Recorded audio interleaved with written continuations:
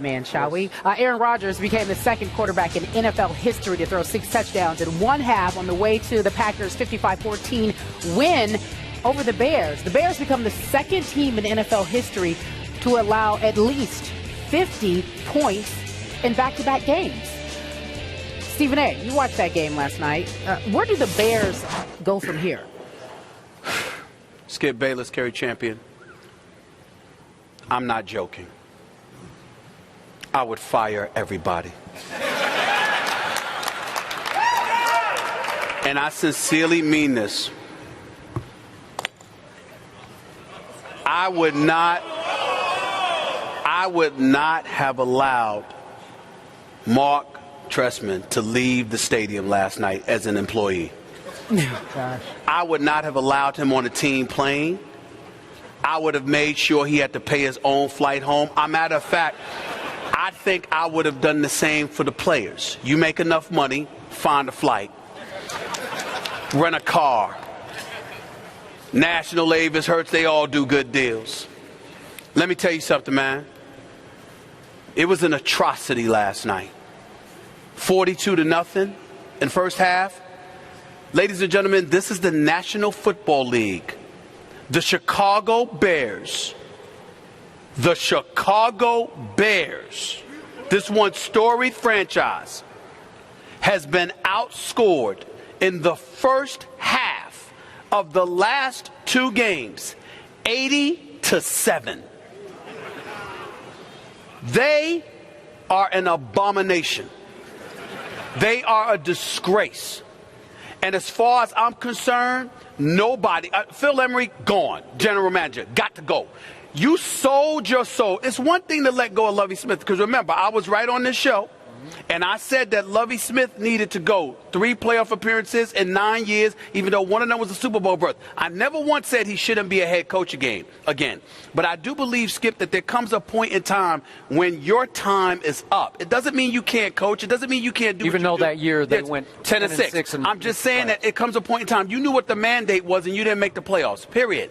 But there comes a point in time where it's not about your ability. It's just that there's a time you need to go, because you need to go somewhere else, because there needs to be a different voice. This is not that case. It's a level of incompetence that's incredibly alarming. You look at Trestman and his coaching staff, they seem completely clueless. And you look at this organization, they sold itself. This is Chicago. This is the Windy City. You can't predicate your success on offense. It's about defense. And Mark Trestman never had a defensive background. You brought him here to try to institute and implement some kind of high-powered offense. How is that going to work for you when you could throw a football in November or December, and the football might be like a golf ball with me swinging it, where it goes straight and then to the right or to the left, hitting people's windows and all of this other stuff? You can't have that. Your success can't be predicated on that. You've got Matt Forte. You've got Brandon Marshall. You've got Alshon Jeffrey. You've got Martellus Bennett. You've got a decent, at least, offensive line. You've got brothers on the offensive side of the ball who can play. And that's your signature, your streak, and you look clueless doing that. And we ain't even getting started with the defense. It is so embarrassing. I remember Trent Dilfer went on SportsCenter and highlighted how bad it was. He said you have 11 guys on the defensive side of the ball. You had some dudes playing man, some dudes playing a cover 2, some dudes that were sitting there in a different kind of zone. You had 3 different defenses being played by the same 11 guys. That's cluelessness. You can't have that.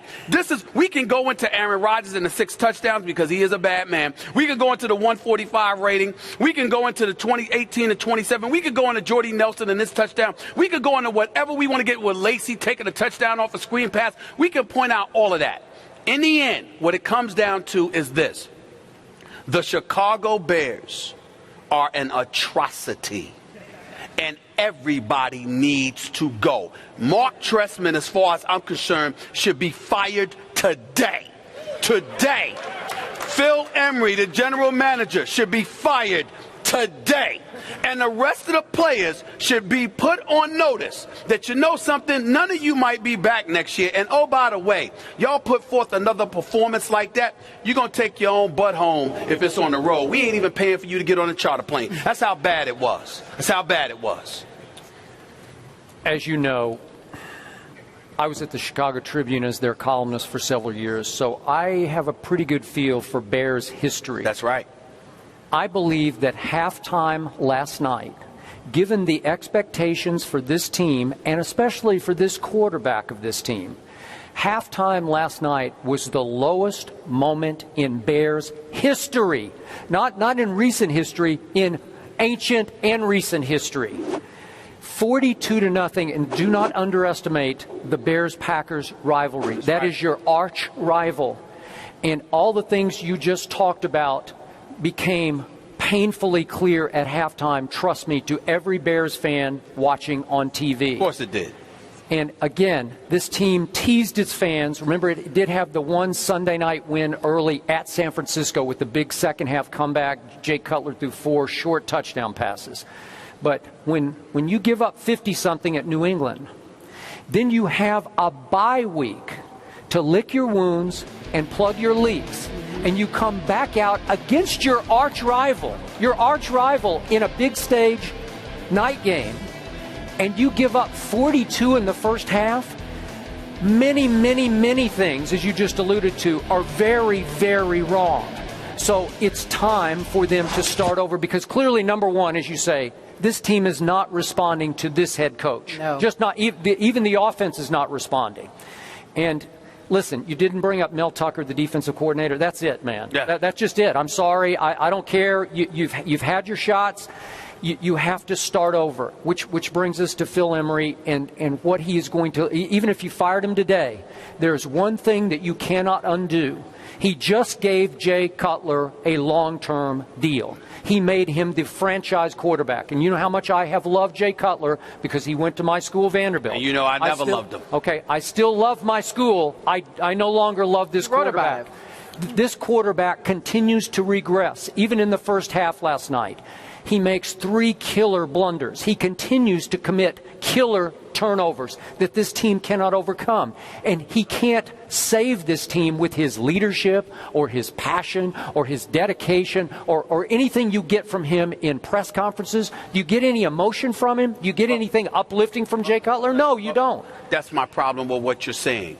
There is no leadership from Jay Cutler. There is no inspiration. There's nothing about him that galvanizes anybody. He looks depressed most of the time. And I don't know why that is, and I'm not going to speculate about it because this isn't the forum to do so. But this guy went from your quarterback. There has to be some kind of intangibles that you can lean on. He has none. He's lifeless on the field. He's lifeless in press conferences. Damn it, his outfits look lifeless. Everything about this dude looks lifeless. And to me, the fact that you gave him money as an executive leads me to believe that you are not fit for the job, because you are supposed to do your homework. The most important position on a football field. When you make that kind of investment, you got to know. And let me go back to your guy, Tony Romo, because I don't want people to faint when I say this. No matter what to knock Tony Romo about, I could never accuse him of that stuff. Tony Romo tries to give it to you. Tony Romo, there's something about him. There's a fighter. You see a fighter in him. I agree. You know, you might see a gunslinger. You might see he might be an accident waiting to happen. I might joke around about that. But at the same time, he does a lot of good things as well. But I don't see guys looking at him and saying, you know what, what's he going to give me? I can't believe in this guy. You could see it in the only person that seems to support Jay Cutler is Brandon Marshall. And how many times I get on Brandon Marshall? As much as I love him, I always get on him for wearing them Jay Cutler pom-poms. I haven't seen him wearing it over the last few weeks. Maybe the good thing that could be said about all of this is that he has become wiser. I agree.